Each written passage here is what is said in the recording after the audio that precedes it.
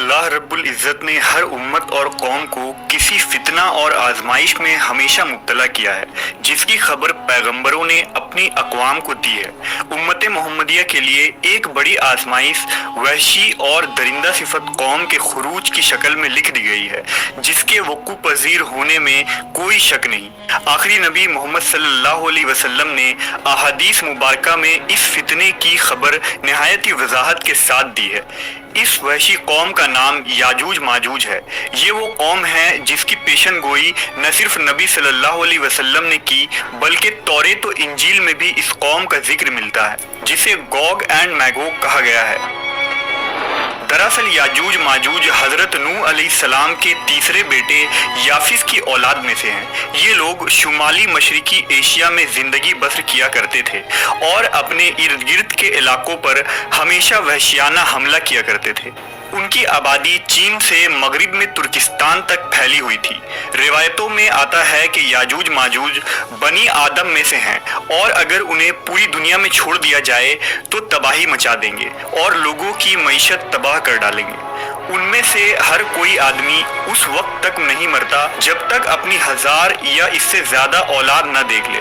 ان کے چہرے تہ بتہ ڈھال کی طرح ہیں۔ یہ لوگ لمبے قد کاٹ کے ہیں جو صنوبر کے درخت کے مانند ہے۔ ان میں سب سے لمبا شخص 3 بالش تک کا ہوتا ہے۔ یہ جس جاندار کے پاس سے گزرتے ہیں انہیں کھا جاتے ہیں۔ یہ موسم بہار میں اپنے غاروں سے نکلتے ہیں اور سبزہ کھاتے ہیں۔ ان کے پنجے اور دانت درندوں کی طرح ہیں۔ ہزاروں سال قبل اس روئے زمین پر اللہ کے ایک نیک بندے کی حکومت تھی، جنہیں ذوالقرنین کے نام سے جانا جاتا ہے۔ اللہ رب العزت نے ذوالقرنین کو زمین کے ایک بڑے حصے پر بادشاہت عطا فرمائی تھی۔ آپ نے مشرق و مغرب کا سفر بھی کیا تھا۔ مورخین کے مطابق ذوالقرنین کے نام سے قرآن مجید میں جس شخص کا ذکر آیا ہے، دراصل وہ ایران کا عظیم بادشاہ خورس تھا، جسے سائرس اعظم بھی کہا جاتا ہے۔ جب حضرت ذوالقرنین نے شمال کا سفر کیا تو آپ کا گزر مشرقی ترکستان اور مغولستان کے علاقوں سے ہوا۔ یہ علاقہ 2 عظیم پہاڑوں کے بیچ آباد تھا اور پہاڑ کے اس پار یاجوج ماجوج رہا کرتے تھے۔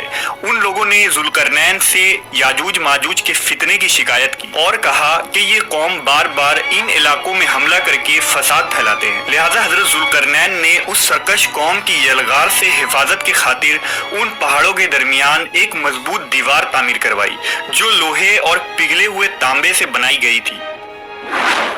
تعمیر مکمل ہونے کے بعد آپ نے اللہ کا شکر ادا کیا اور لوگوں کو آگاہ کیا کہ یہ دیوار وقتی طور پر اس قوم سے حفاظت کرے گی، لیکن ہر چیز فنا ہو کر رہتی ہے، لہٰذا ایک دن یہ دیوار بھی ٹوٹ جائے گی اور یاجوج ماجوج ان علاقوں سے نکل کر تمام زمین پر پھیل جائیں گے۔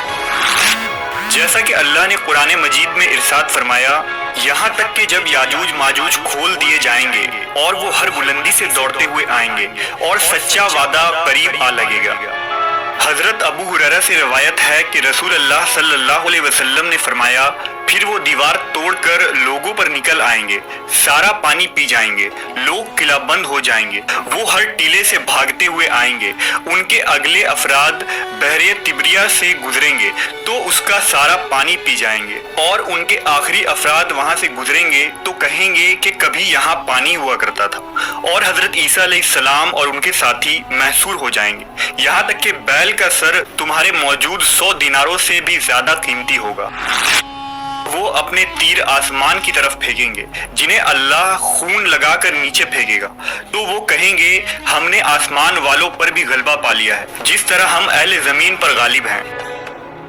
ایک روایت میں ہے کہ بے شک یاجوج ماجوج روزانہ دیوار توڑتے رہتے ہیں۔ جب وہ مکمل ٹوٹنے کے قریب ہوتی ہے تو انہیں سورج کی شعاعیں نظر آتی ہے۔ اتنے میں ان کا بڑا کہتا ہے، چلو باقی کل توڑیں گے، تو اگلے دن اللہ اس دیوار کو پہلے سے بھی مضبوط بنا دیتا ہے۔ جب ان کی قید کی مدت ختم ہو جائے گی اور اللہ انہیں لوگوں کے سامنے ظاہر کرنا چاہے گا تو اس دن جب وہ سورج کی شعاعیں دیکھیں گے تو ان کا بڑا کہے گا، چلو انشاءاللہ انشاءاللہ باقی کل توڑیں گے۔ جب وہ اگلے دن آئیں گے تو انشاءاللہ کہنے کی برکت سے دیوار اتنی ہی ہوگی جتنی چھوڑ کر گئے تھے۔ یوں وہ باقی دیوار توڑ کر باہر آ جائیں گے۔ دیوار توڑنے کے بعد یہ زمین میں خوب قتل و غارت گری کریں گے۔ یہ سب قیامت کے قریب ہوگا۔ حضرت عیسیٰ علیہ السلام ان کے لیے ہلاکت کی دعا فرمائیں گے تو اللہ ان کی گردنوں میں کیڑے پیدا فرمائے گا جس سے یہ فوراً مر جائیں گے۔ پوری زمین پر ان کی لاشوں کی بدبو پھیل جائے گی۔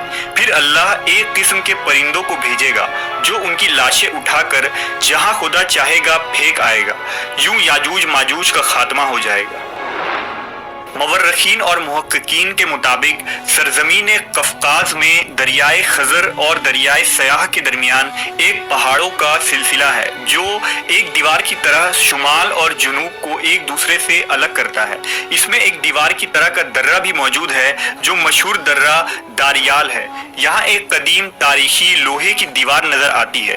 اس بنا پر بہت سے لوگوں کا نظریہ یہ ہے کہ دیوار ذوالقرنین یہی ہے، جبکہ کچھ مورخین دیوار چین اور دیوار ترمس کو دیوار ذوالقرنین مانتے ہیں۔ یہ تمام نظریات قیاس اور اندازوں پر مبنی ہیں۔ دیوار ذوالقرنین کہاں بنائی گئی ہے اور کہاں واقع ہے، اس کا علم صرف اللہ تبارک و تعالیٰ کو ہی ہے، اور وقت